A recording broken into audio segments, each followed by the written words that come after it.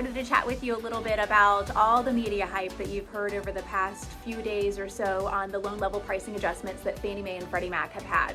This actually isn't anything new. They announced this change back in January of this year. It's just the media hype's all over it right now, so everybody knows, and it's raising questions about what's going on. So let me share a little bit of inside information on how it works and what's really going on.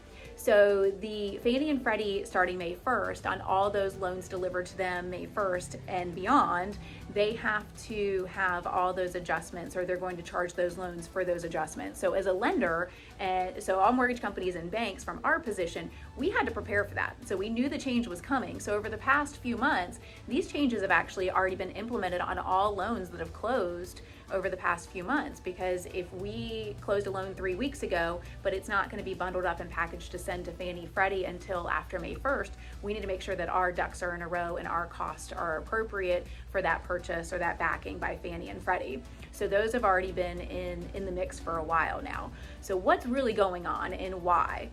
Fannie Mae and Freddie Mac, FHFA, who backs them, their goal was to help home buyers with lower credit scores really get into the market. And I won't weigh too much in on my personal opinion, but little inside thoughts are, at the end of the day, if you have a lower credit score, it's going to make sense for that customer to go FHA anyways. So to be honest with you, these changes in reducing the cost for the lower credit score borrowers probably isn't going to make that much of a difference with those customers and entering into the home ownership placement. They're going to really be, I'm going to structure those loans with FHA loans as opposed to conventional loans. So at the end of the day, the biggest hit really is to those who have great credit scores or strong down payment, and they have a proven history of being financially responsible and paying their bills, and they have a lot of skin in the game. So those are your lower risk borrowers who are really going to take the hit more so than the lower credit score borrowers, because those lower credit score borrowers are most likely going to go with an FHA loan anyways. But anyways, so that's the reasoning behind why these implementations were put into place, is they're trying to help the housing industry and help those with lower credit scores really get into into homeownership. So how it works is loan level pricing adjustments occur on every single mortgage, and they have for years. It's always risk-based. So if you think about, if you're going to take out a life insurance policy, if you've had a heart attack in the past, you're going to have a higher risk, or you're going to be a higher risk. So your life insurance policy is really going to be more expensive. Same thing in the mortgage world. If you're purchasing a primary residence and you have a 780 credit score, you're going to be a lower risk than somebody purchasing an investment property and they have a 640 credit score. So you're going to have different pricing adjustments based upon the risk levels. Each loan is priced out specifically and independently of one another. So it's funny, I get phone calls and people are like, well, what's your interest rate? Well, that's definitely a loaded question, because I really need to know the criteria of that loan. So what's the credit score? What's the loan amount? What's the loan to value? What are we doing? Are we purchasing? Are we refinancing? Are we doing a cash out refinance? Is it a primary residence? Is it a second home? Is it an investment property? There are so many things that actually go into determining what that interest rate is, and also what the cost is that's associated with that rate. So with pricing a loan out, it's twofold. One section is you're going to look at what's the criteria of the loan. So you have those loan level pricing adjustments from Fannie and Freddie. They're going to say, okay, we have this adjustment for the credit score. We have this adjustment for the down payment, also known as the loan to value. We have this adjustment for the ownership of the property. And so you have all these adjustments, and then they're added up, and then you take those final adjustments and you apply them to where the mortgage rates are on the market for that day. Mortgage rates change every single day and all throughout the day with the stock market. So you take those adjustments and then you pull the market pricing for that day and apply those adjustments with that market pricing. And at the end of the day, with those calculations, you come up with rates and costs that are going to be associated to that specific loan.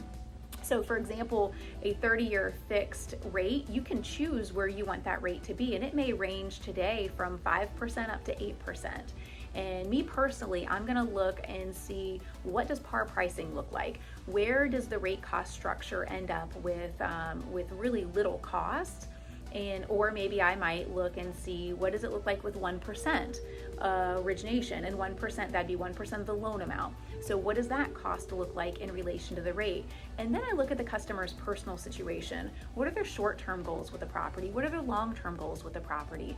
And I help put together the financial structure that's going to be best suited for their short and long-term financial goals with the property. So if they plan on turning around and selling the property within a year, or know they're going to refinance it, or something's going to change, then it doesn't make sense to pay a bunch of money up front to get a lower interest rate, because they won't retain that loan long enough to realize the savings of having the lower interest rate.